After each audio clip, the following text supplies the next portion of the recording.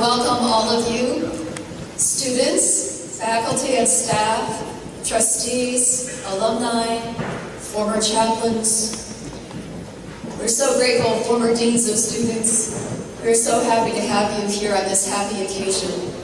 My name is Cindy Crowner, and I'm the current chaplain at Blair Academy, and very proud to be here today on this very happy occasion. I would ask us to pause as we begin this ceremony with a moment of prayerful consideration to allow our minds to focus on the meaning of this important event in the life of Blair Academy, a whole new chapter.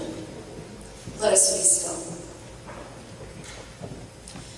O Spirit that brings all new things into being, we thank you for bringing to Blair a new leader, Chris Fortunato, as our head of school. We feel blessed to be able to welcome a man who is committed to the values that will carry us forward.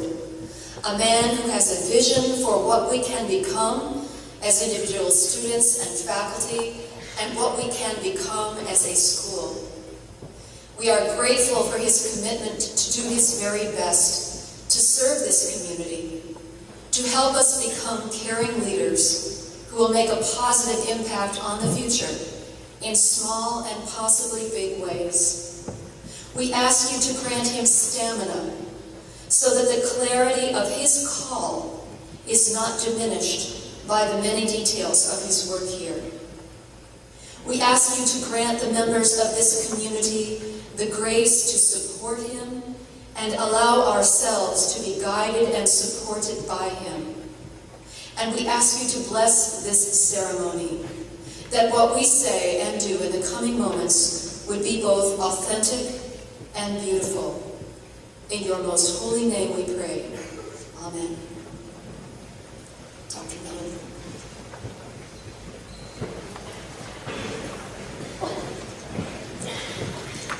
Good afternoon. I'm Dr. Martin Miller of the History Department. As a proud representative of the Blair faculty, I welcome you all. My fine colleagues, students, alumni, former faculty, trustees, parents, and friends, to the installation of Christopher M. Fortunato as the 16th head of school at Blair Academy.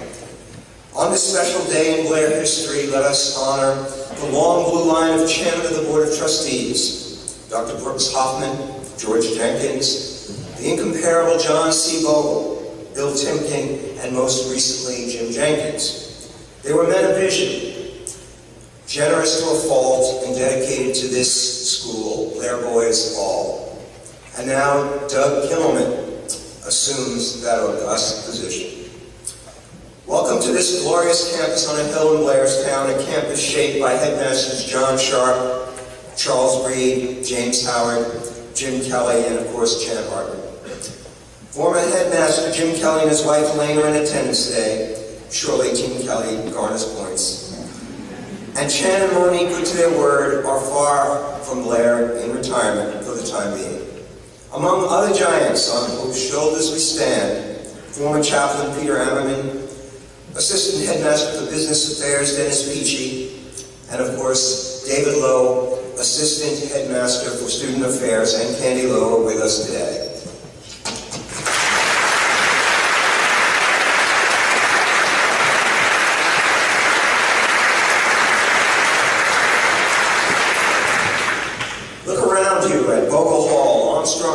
Center for the Arts, Annie Hall, Timken Library, Hardwick Hall, and other places. Visit the newly acquired acreage and delight in the bounty of well-manicured lawns, shrubs, and flower beds at every turn. We are truly blessed. These are also hallowed grounds where we pay homage to those who have passed on.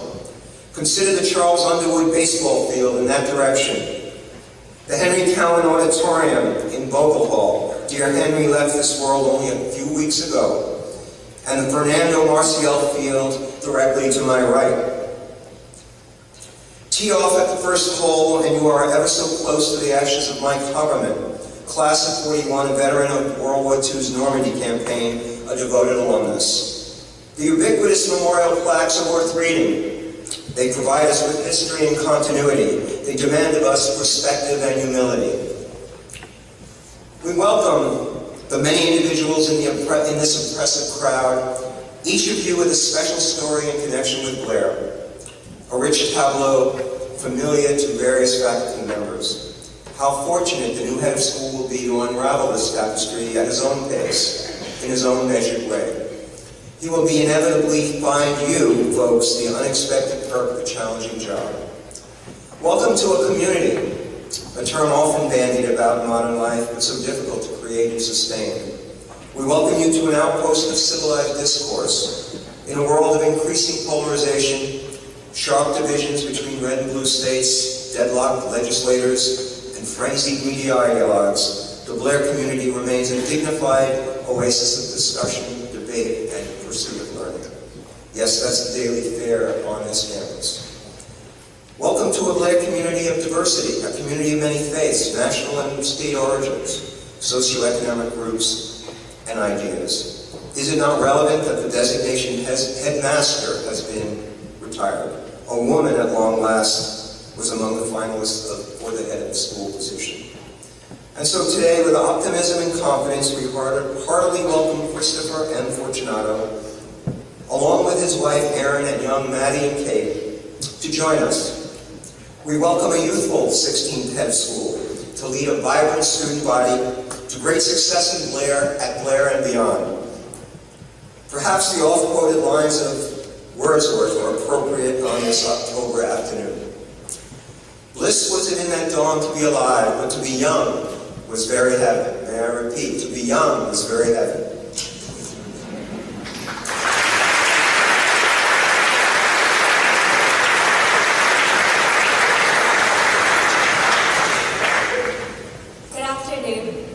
My name is Sally, and on behalf of the student body, I would like to welcome everyone to the installation of our new head of school, Mr. Fortunato.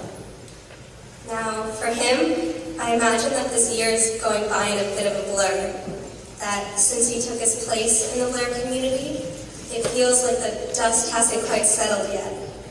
And that's because, no matter where he was before, Mr. Fortunato is still new here. Now, he's already had his first convocation, and he's seen that we weren't kidding about the bagpipes. But Mr. Fortunato hasn't been a part of Headmaster's Week yet. And he hasn't been surprised by the blue milk in the dining hall during Petty Week. He hasn't felt the anticipation of the blossoming magnolia tree.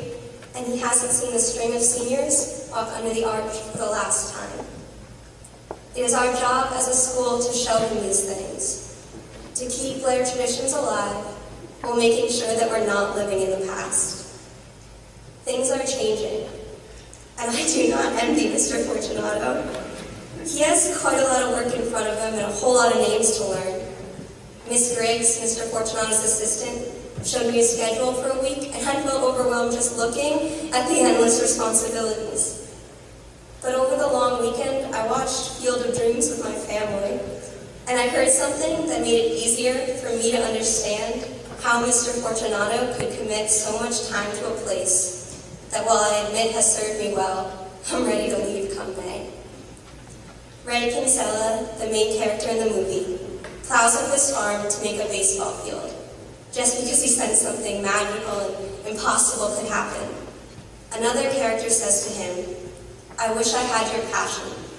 Misdirected though it might be, it is still a passion. And even in the little time I've had to get to know Mr. Fortunato, it is clear that he has the kind of passion that clears cornfields. And it's a pretty incredible thing to see. We are so lucky as a school and as a community that Mr. Fortunato is here, that he's ready to lead us, and that his passion got misdirected our way. Exciting things are happening, and I'm proud to be able to welcome you today. Thank you.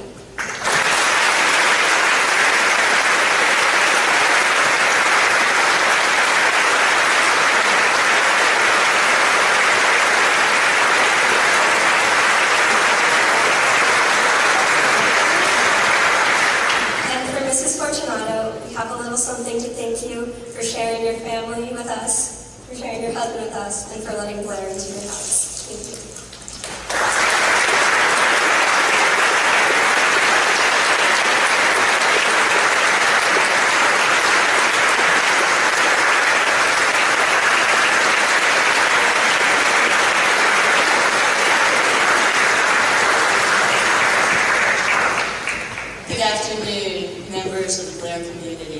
My name is Ann Kramer.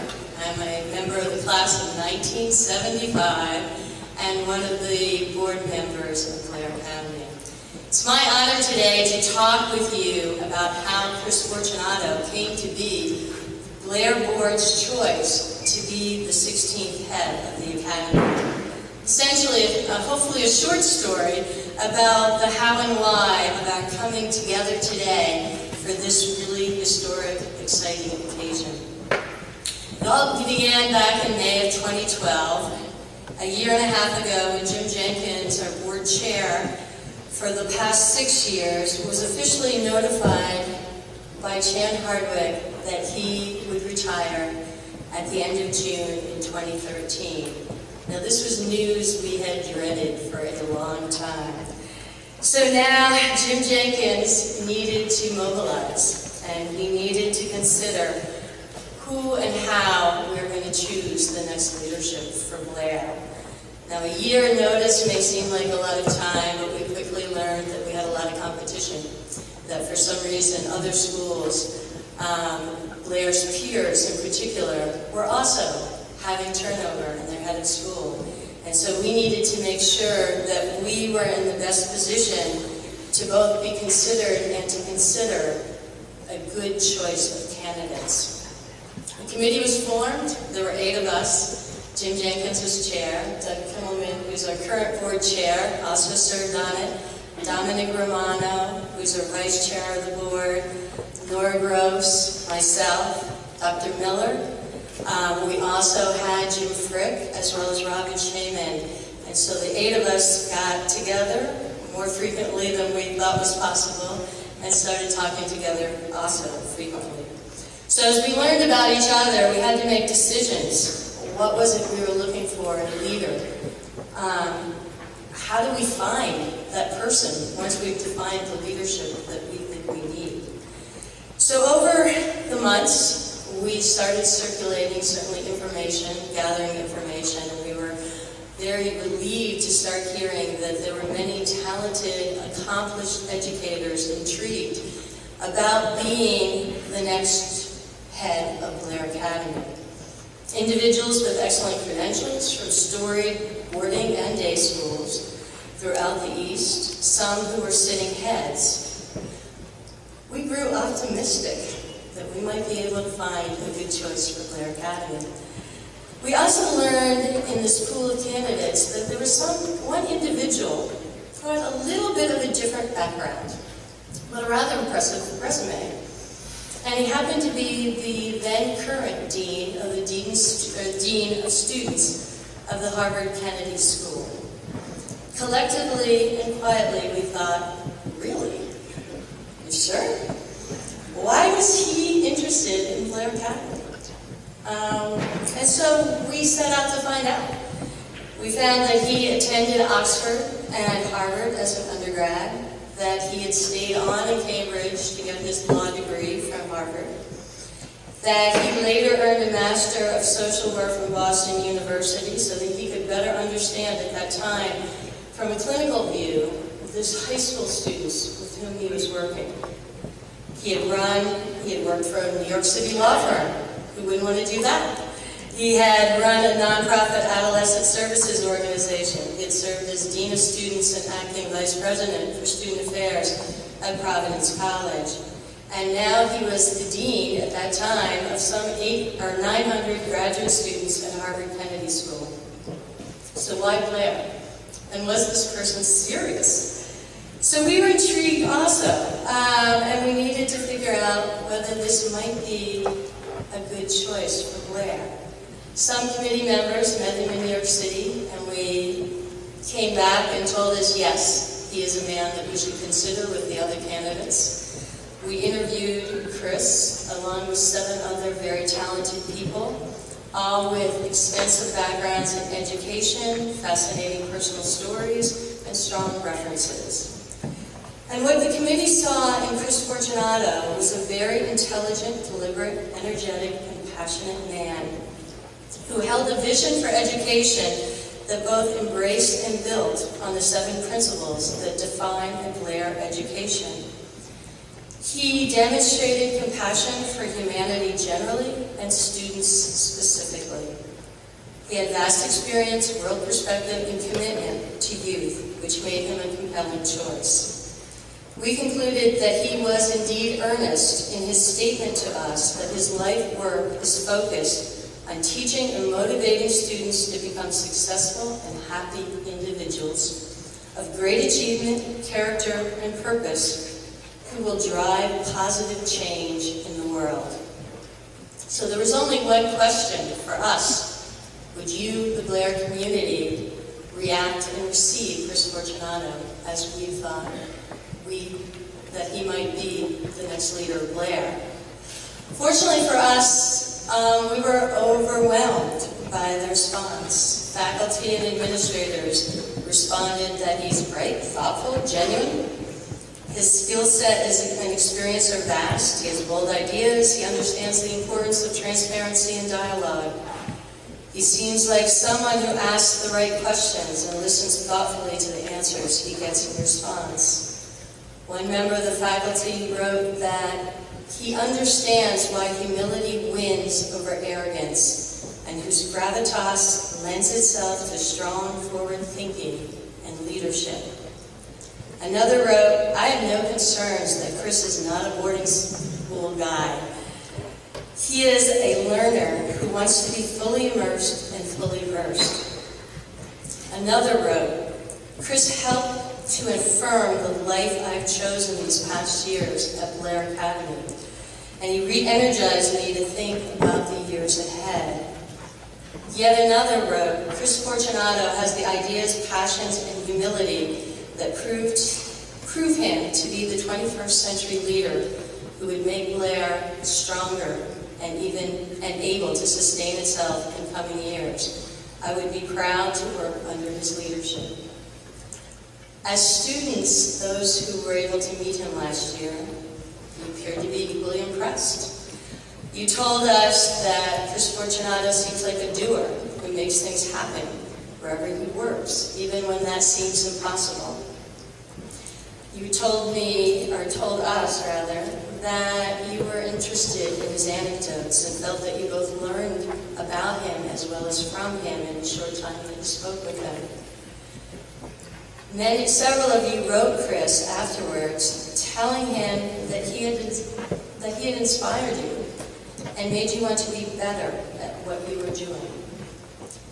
And last fall, the students wrote to Chris Fortunato, prior to the board even having a decision yet or an opportunity to make a decision, that they hoped he will come to love Blair as much as we do. The collective message to the search committee and the board was clear. Chris Fortunato was the right person, the right leader to be the 16th head of Blair Academy. Thank you.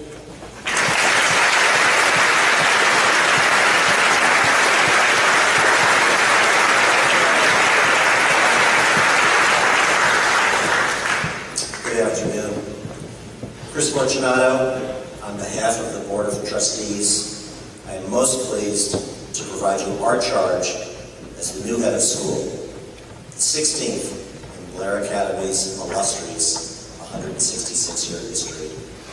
You follow a group of outstanding leaders who came before you and who have shaped the character and destiny of this very special school. We ask that you lead conscious of the Blair history that precedes you as you chart your course forward. We know that you will honor all of the hard work and dedication that has paved the way for Blair to become the great school that it is today. It is our hope that this history will help guide your decision-making in the years ahead. Those who have come before you, John Sharp, Charles Reed, Jim Howard, Jim Kelly, Chan Hardwick, held a deep and abiding commitment to our mission and a steadfast dedication to enhance the tradition of excellence that has always defined Blair Academy. You begin your journey at Blair following on a path forged by exemplary service to our school. We began the search to identify new leadership for Blair, as Ann said, a little over a year ago. As the trustees and the search committee convened to consider the personal values and qualities of leadership needed to move Blair Blair forward into its next chapter, we reflected and discussed at length the 7 principles that define Blair education. We wanted an individual who would embrace and honor all of these principles. We know our students. Community is the hallmark of this school. Superior academic preparation is at the heart of the Blair experience. Beyond self is happiness. School size matters. Residential matters. Communicate, communicate, communicate. And lastly, outcomes are important.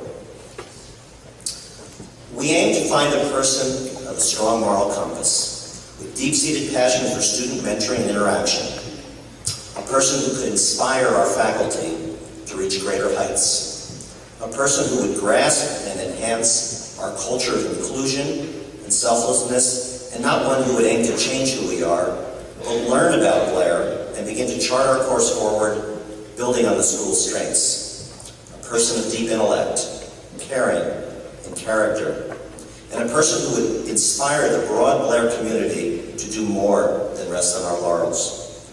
Chris Fortunato, you are that person.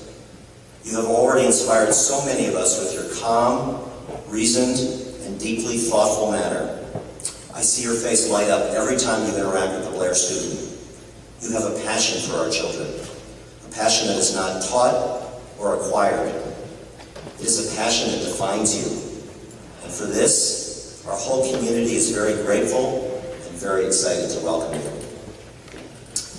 Chris, these are our charges to you. Lead Blair academically, confidently into the future. You do so with humility and respect for the school's unique and strong history. Boldly seek to equip Blair students with the skills needed in today's global, diverse, and fast-changing world.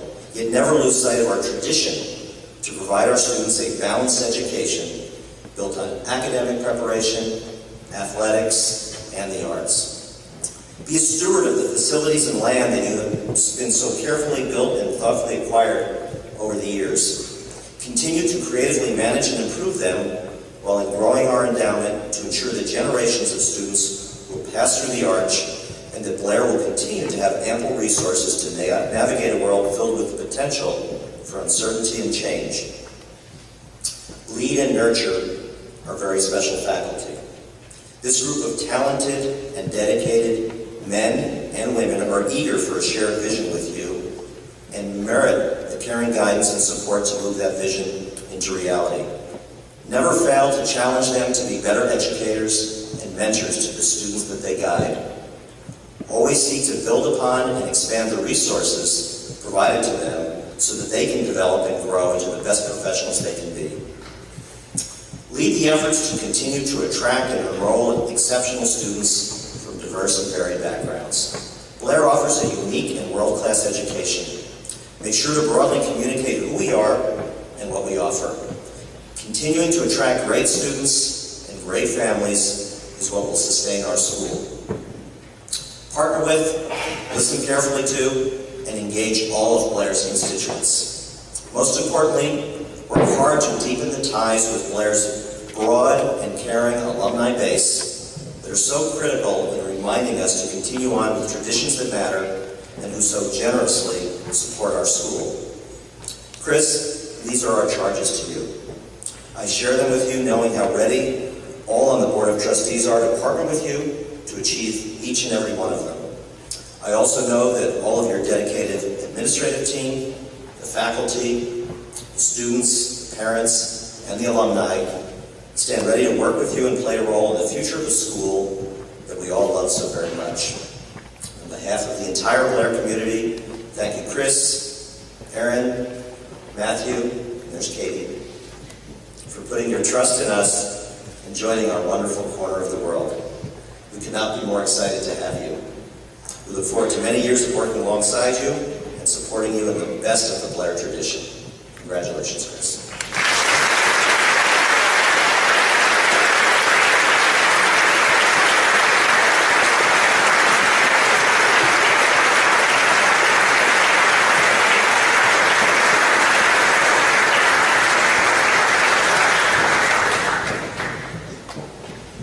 Thank you all.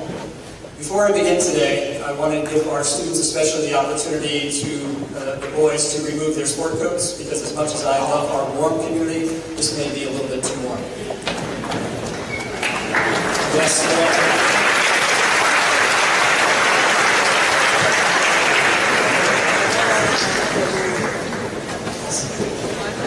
give me a moment.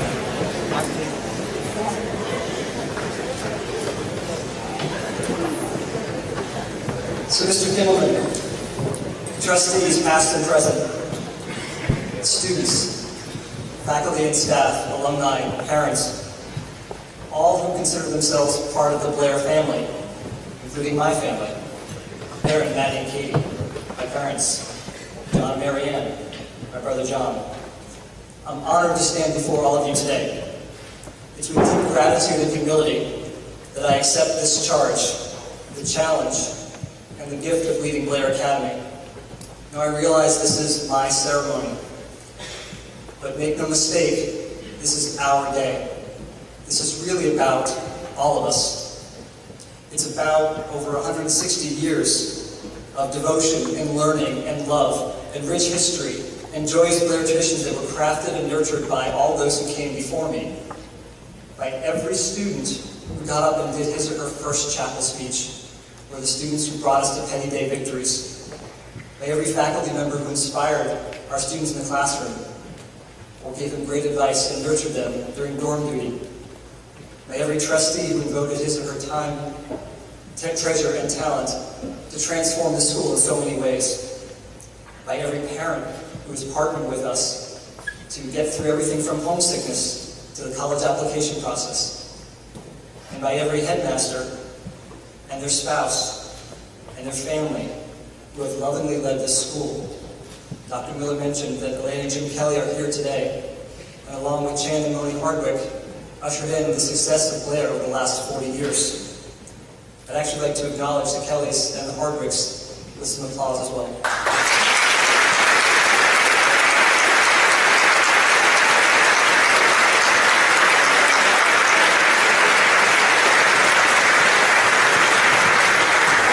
Today is also about the talent and the dedication of all of you here who make Blair this exceptional learning community, who are fueling our students' success and are ensuring and securing our place of distinction among the very best schools.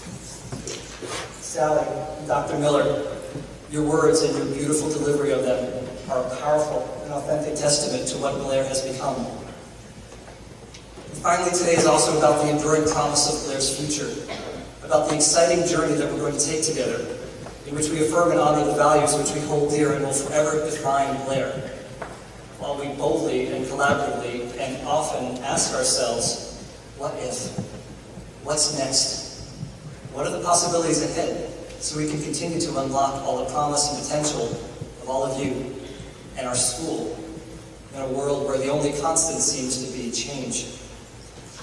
You know, when we're young, we experience this gift of naturally gravitating toward those what-if questions, thinking about the seemingly endless possibilities in life.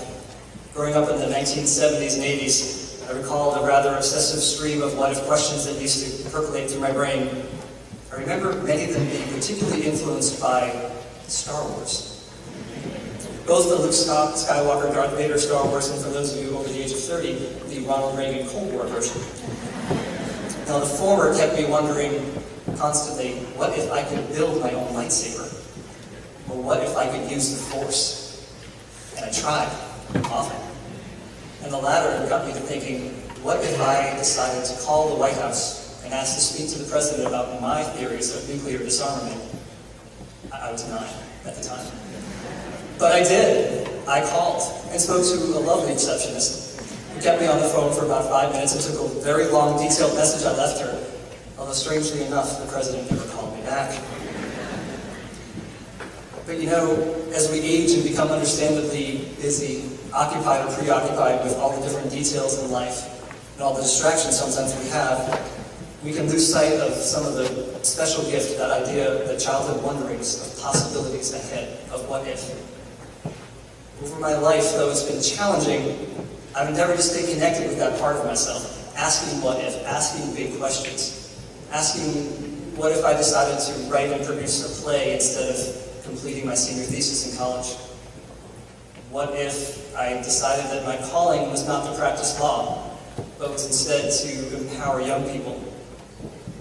And what if the place that I'm meant to be, where I think I can do my best work, where I'll love what I'm doing, and make the most impact, is not in Cambridge, Massachusetts, but is on a beautiful hilltop in Blairstown, New Jersey.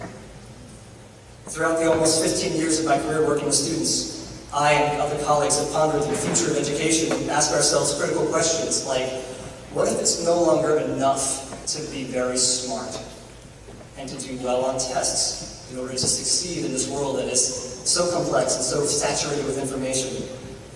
What if character, ethics, and emotional intelligence are every bit as important as IQ and all the other traditional measures of intelligence in determining your achievements?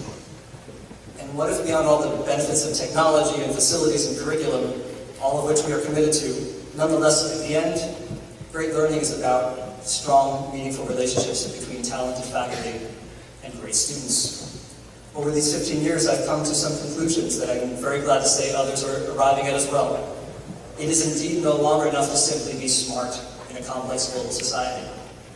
In fact, grit and integrity and determination, having an ethical rudder, and the ability to make joyful and powerful connections with one another, those are becoming some of the most highly sought after skills among colleges and employers who are trying to find the differences between very many smart people. And with all those ideas and those principles in mind, along with a personal sense of mission about teaching and empowering students, I came to Blair and I fell in love with this school, with the exceptional students and the faculty I met, with this beautiful campus, but really with what Blair stands for and its capacity to lead. And that's led me to this day and to this stage and to this very warm gym. Though only several months into my role, nonetheless knowing with unshakable confidence that Blair is and will be a leader because of what we stand for.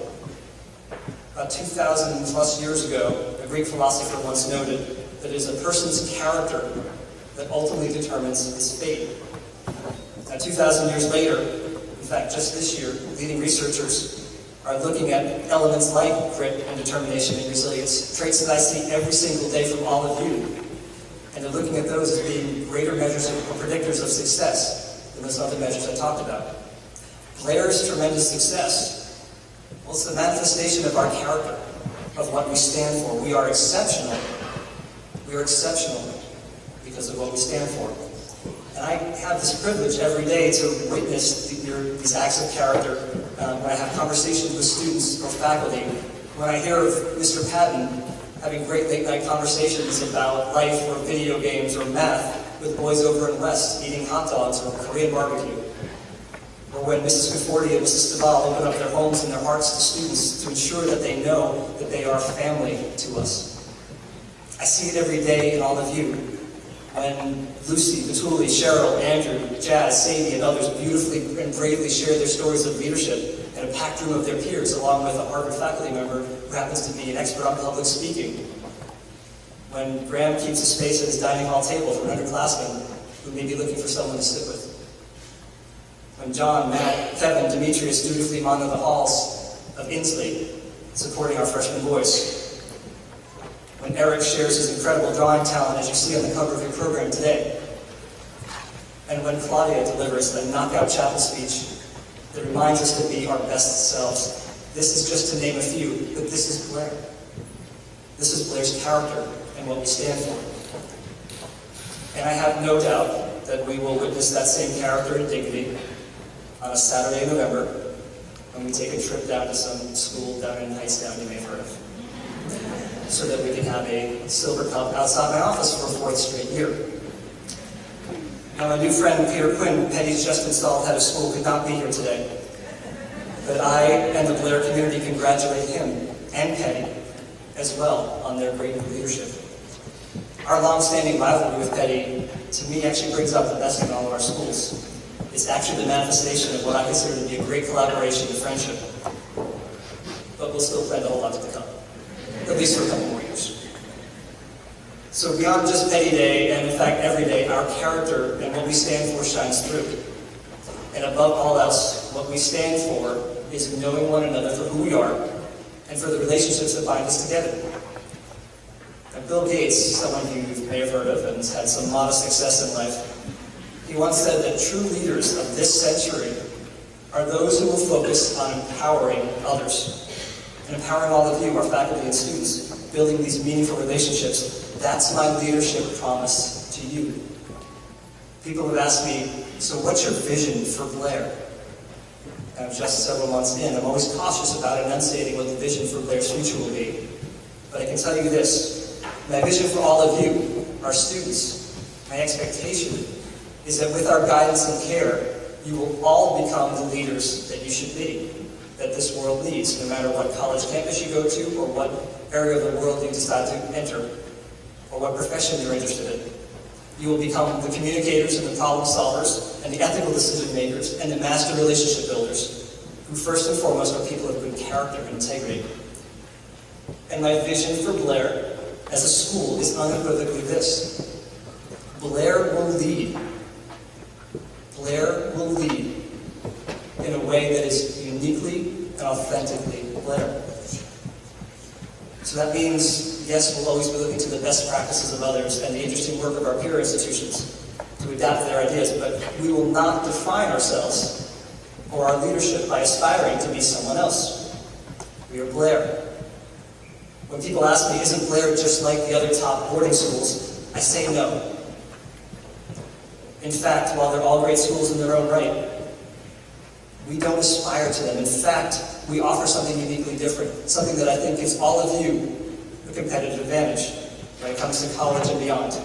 We endeavor every day to know you, our students, for who you are, and to have you know us. And through this knowing, I believe we're able to prepare you exceptionally well, academically, socially, personally, because we're committed to building your trust, understanding your passions, your unique styles of learning, and to deeply invest our time, whether it's in class, on the athletic fields, on a stage, in a dorm, in having you develop a facility of engaging with adults and having experiences beautiful and powerful. And because we always can, and we must improve in this regard, every day we'll be working to do this better. So my vision for Blair, our plan, is to aggressively own who we are, and to empower all of you, our students, and our faculty, with the ideas and opportunities to understand and aggressively own your best and truest selves. That's what makes a world-class education. That's the foundation of great learning. Now, our students have often heard me say that Blair is preparing them to engage in a world where relationships matter most. Relationships that depend on your ability to communicate effectively, work as a team to solve problems, and to do so with integrity, and in a way that engages others to make them want to spend time with you. On these fronts, we are already ahead of the curve. And now we're going to commit to doing more. To more deeply and broadly and intentionally develop in our students the critical and the hard leadership skills that I believe you all must master. And this is regardless of your leadership style, whether you're quiet on the sidelines or whether you're screaming in blue and white body paint at Soccer Fest. Many of you heard me say, and I'll repeat again here today, I believe that leadership can be taught. And now I'm excited to share that we are developing and have begun a series of new initiatives to build on the strengths of our curriculum and our community.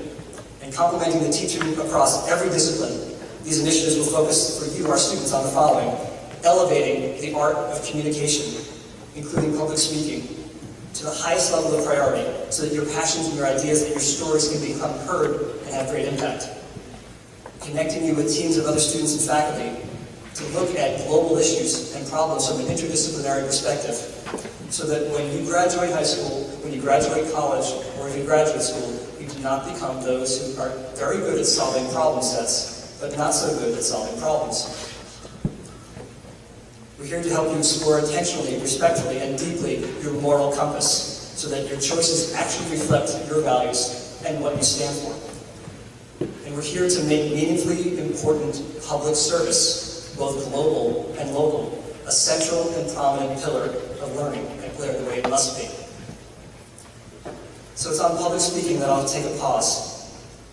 Both the greatest responsibilities and the greatest gifts of my life have come from service, from my servant leadership. Service has empowered me to embrace what I consider to be my best and truest self. I shared with you all during convocation that I stand for all of you and for the promise to empower you to become your best selves. And I believe that service to others offers a pathway there, as the 7 principles enunciate: beyond self lies happiness. So thus, as I consider the charge posed to me today, it somehow feels incomplete without a charge from me to all of you. I realize some of you may be thinking, he's turning the tables, he's giving us a charge, he must have learned that in law school. But nonetheless, I'm going to ask you all to consider the following. What if Blair's mission is not just about preparing you to face the world, but preparing you to change it? What if it were all of our responsibility to bring the best of Blair, that which we love about us, and especially about our community, to others? Well, that's my charge to all of you, to all of us. No matter what college you attend, what profession you choose, where you decide to call yourself home or call your place home, bring the best of Blair and your best self to those who do not have the privilege or the joy of attending school on this hilltop. I envision a time in the not-too-distant horizon when who we are as a school and what we stand for will be even more widely known and felt. And with our collective and collaborative good work, and both I and you are accepting the charges that have been put before us, people will experience Blair in Blairstown, Blair in Kenya, and Blair in so many other places.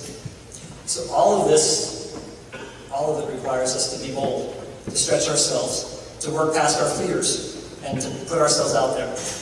Now those are qualities that I believe we all have at Blair and define the Blair experience. They are critical to our students and all of our success, and occur so powerfully here because we know our students. And by knowing all of you, we can build the trust that it takes to take risks. I love that Blair is a place where people can take risks and ask, what if? That this is a place of learning that not only embraces the traditions and its histories, but it's also a place where our teachers, our trustees, our students are willing to be bold and to take those risks. After all, as Anne mentioned earlier, that's what you did with me. You asked, what if someone with a very different kind of background were brought here to lead this community? And in that same spirit, that is what I'm going to ask all of you to do, together with me and the rest of the school. Constantly pose to yourself the question, what if? Stretch yourselves, get out of those comfort zones, challenge yourself in your assumptions. Think about all that we've already accomplished. When Quinn Clark and others asked our students, what if our students went to Kenya to build a school? And Marty Miller asked, what if we could bring some of the best speakers to Blairstown, New Jersey, every Tuesday night? When Jack Bogle and other school leaders asked, what if we invest resources in the arts in the same way that we had in athletics? These are just to name a few. So with all those accomplishments as a rock-solid foundation, now we're going to look ahead. Continue to ask, what if? To learn about and support one another. Explore what each of us stands for. And honor who we are. We're family. And as such, Blair will experience the best of what a family has to offer. Honest and strong relationships, navigating through challenging experiences together, with integrity and humility, celebrating the best of our achievements, and celebrating the best in all of us. And no matter what you all choose, our students, no matter what you choose to stand for, because we're Blair, I want you to know that we're always, always going to stand together. Thank you.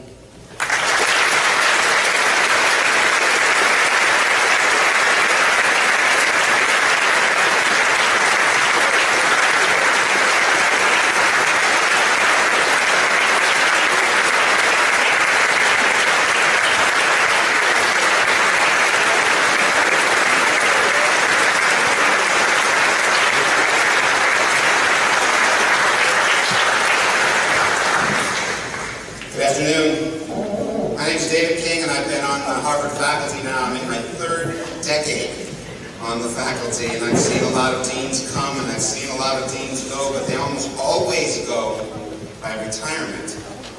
So this is a different kind of situation for us. And I'm glad to be here today to celebrate Chris Fortunato and to witness his installation as Blair Academy's new headmaster. The Academy's alumni have gathered for an occasion that comes just once in a generation, and your faculty is energized. Your campus, fresh, is stretched out to embrace everyone today. And your clear-eyed students are here a little warm. They've already welcomed Chris and Aaron and Maddie and Katie. This is an occasion of great happiness and some pride for Blair Academy, but in Harvard's halls, this whole exercise leaves us hollowed out. There's still disbelief, a missing limb. Chris Fortunato has gone home to New Jersey and now home to Blair Academy. And it would be appropriate for me to say, our loss is your gain. But as my students returned to campus in late August, our loss was simply our loss. We thought we pulled a neat trick a few years ago, stealing Chris Fortunato away from Providence College, where he'd been dean of students. Their loss was our gain. It wasn't so long ago that Chris was energizing me. And at the Kennedy School, it was his job to oversee two constituencies. Yes, he was dean of students, but he was also our dean of degree programs. Two separate audiences, students and faculty, one very difficult job. Yet Chris Fortunato pulled it off, and he did it by uniting Harvard around the school's old call for public service. We miss him. And now our loss is still our loss.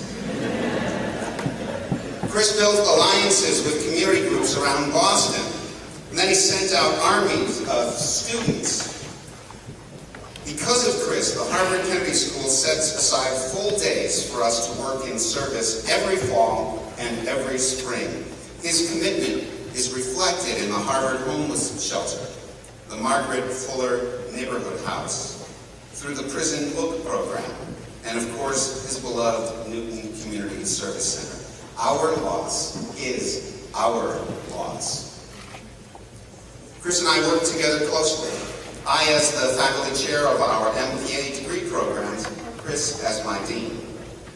I help oversee something called the Mason Fellows Program for mid-career leaders from developing countries.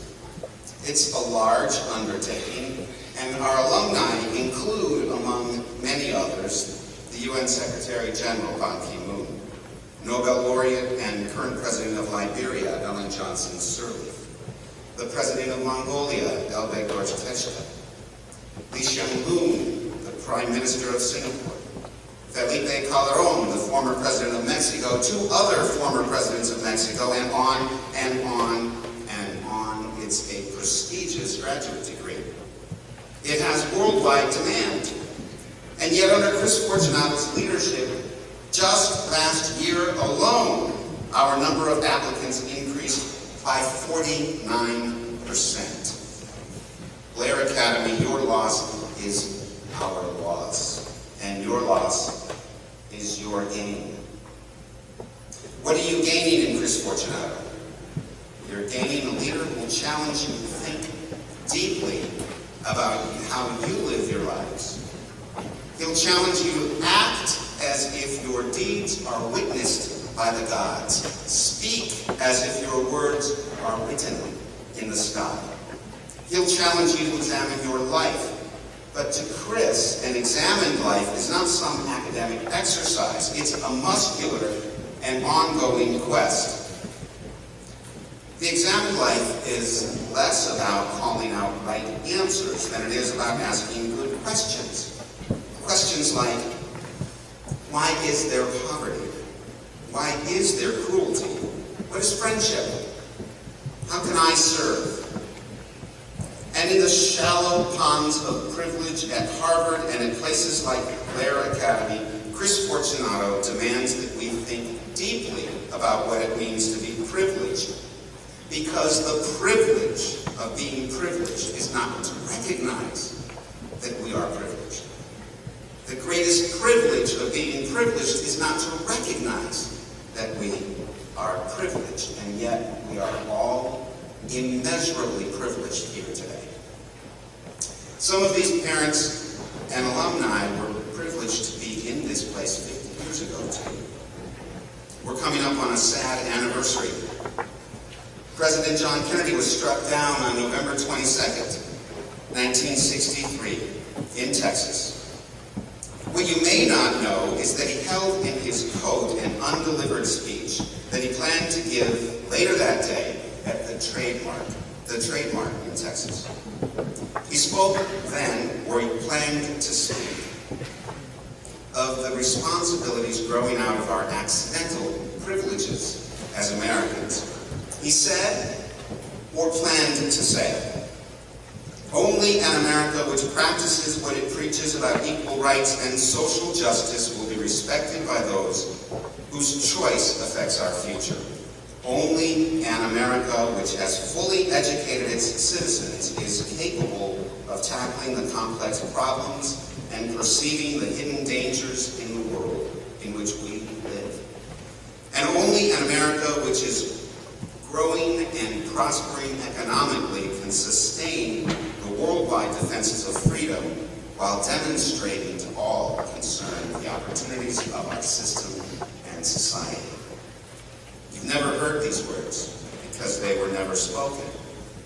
But you do know the sentiment because it's present in Blair's Academy's principle that beyond self is happiness. Happiness in self comes through service beyond oneself. Students at Blair, I see you hot. I'm just going to ask you a question. What do you stand for? Because standing for something is the opposite of putting up with. But before you can stand up for anything, you have to examine who you are. I told you a little about Chris, or at least who I think Chris is: a lawyer, a teacher, a mentor, a friend, a son of New Jersey. His parents are here today. But I'm guessing that Chris, like each of us, is something of a mystery to himself.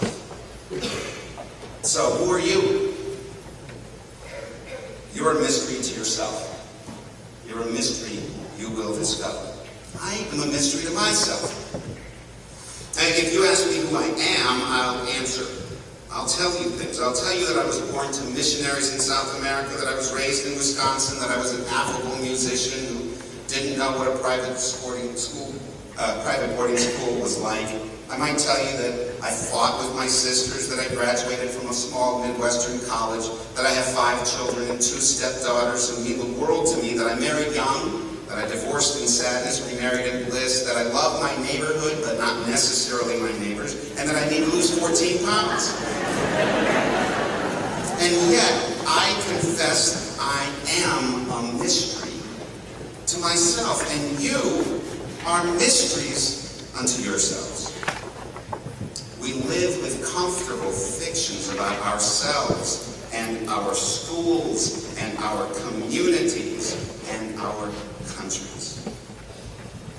If you ask me who I am, I may say that I think there are too many people who go hungry at night, that the scourge of childhood diseases robs children of their future, that we should be better stewards of the earth.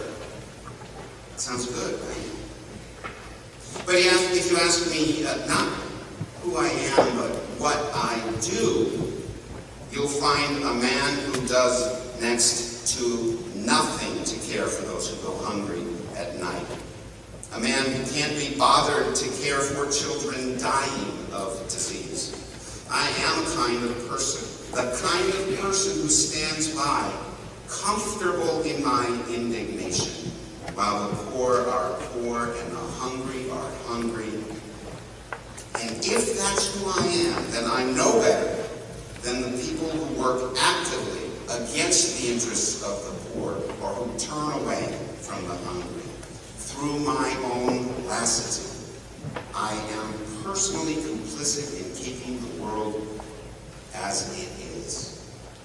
You have this affliction too. I am a man who lies to himself because it doesn't matter what I say. It doesn't matter what I say, I believe. What matters is what I do with my life. And likewise for you. Over the course of 21 years at Harvard, I've heard hundreds of students sitting in my office dreaming of what they would be. Some wanted to be members of Congress. Some imagined themselves as mayors or directors of meaningful nonprofits. And I remember one young man who earnestly announced that he would be the governor of South Carolina. Now, it's natural for us to have goals, and it's good for them to be lofty ones. What do you want to be? Do you want to be a successful entrepreneur?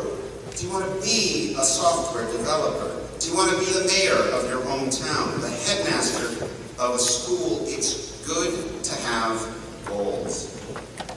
Still, my experience is that many young people and too many old people focus on what they want to be without considering deeply what it is that they want to do. This is a very important distinction. Because a person can be a successful entrepreneur, a software developer, or a mayor. A person can be a member of Congress. A person can be a headmaster. But what is it that a person wants to do with her life or with his? What is it that you want to do? It's not enough to say what you believe or to decide what you want to be. Your task at Blair and out in the world is to focus on what you can do with your life. Frankly, even though some of your parents are sitting here, frankly, nobody who really loves you cares what you want to be. We care about what you want to do. Do you want to improve the way our economic markets work? Well, then you can have plenty of job titles. You could hold them in the public and the private and the nonprofit sectors. You could be for a while an entrepreneur. You could be for a while a lawmaker. You could be for a while the head of a nonprofit or an NGO. Be guided by what you want to do in life. And all of these other choices will open up to you. Do not be a lawyer, do the work of justice. Do not be a doctor, do the work of healing. Do not be a minister. Do the work of reconciliation. Don't imagine yourself as someone who will be great. Rather, your job, your life is to go humbly about the work of doing great things. I happen to know that Chris Fortunato did not set out to be the headmaster of any school. Headmaster, Harvard Dean, those are just roles, assets for doing the work that drives him. He cares about your education, about your social and your emotional development. This is the work that Chris is meant to be doing right here and right now. And you, of course, be curious about yourself and those around you. Work hard and with purpose. Learn to communicate clearly. Share your lives and emotions through storytelling. But do all of these in the service of being someone who matters, of being someone who knows that we are privileged. And when you know what you are here to do, then it is your responsibility to lead. Really leading, is dangerous work. It's acting on behalf of things that you care deeply about. It means that you'll have to bring people together around a cause that others do not believe in. And leading means being out front. showing the way. You can learn to lead. You will learn to lead. But it is dangerous work. Going into battle in medieval Europe, a young man would march forward in front, holding a flag high. The soldiers behind this young man then watched for the direction from which arrows came. That boy with the flag wasn't expected to survive.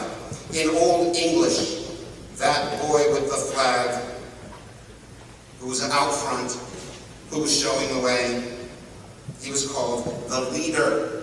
It's where the word comes from. Leadership is dangerous work, but it has to be sensible. You need to be leaders who will survive and who will thrive. And so I'm asking you again, who are you? What do you want to do? And how will you take on the responsibility of leading? Chris Fortunato. He'll be doing the work of shaping your environment here, of inspiring your teachers, of raising the funds to keep Blair Academy thriving. He'll be doing this work that speaks to who he is. He will be leading. Now I know that Chris has come to Blair in the wake of a much beloved headmaster. A headmaster who is a true architect and a builder of this place. And I know that some people here today hope Chris Fortunato will be up to the job, following in the footsteps of others. Well, I can tell you two things about Chris that I am absolutely certain. Chris Fortunato is up to the job, and he does not follow. Chris Fortunato leads. He was a leader in law. He was a leader at Providence College. He was a leader at Harvard, a leader in community service, and he will lead here. But he'll need your help.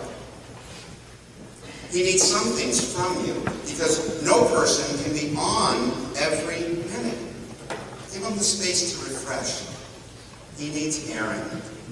He needs Maddie. He needs Katie. Give him the time to be with his family. He needs your prayers. He needs your patience. And he needs you to make a commitment both to Blair Academy and to yourselves. He needs you to succeed. In 1961, standing before the Massachusetts legislature to say goodbye on his way to Washington, President-elect Kennedy described the special place that Boston had in America's history. And quoting John Winthrop, he asked us to consider, what shall we be as a city upon a hill? The eyes of the people upon us. Blair is a community on the hill. President Kennedy went on to define 4 qualities that he hoped would be evident in his administration: courage, judgment, integrity, and dedication. Courage, judgment, integrity, and dedication. These are the qualities that you'll find in this man. And so it's time for me and for Harvard University to say farewell to Chris Fortunato. Here he's doing the work that he needs to do. Harvard's loss is still our loss. But our loss is also, as you know, your very great fortune, Chris Fortunato.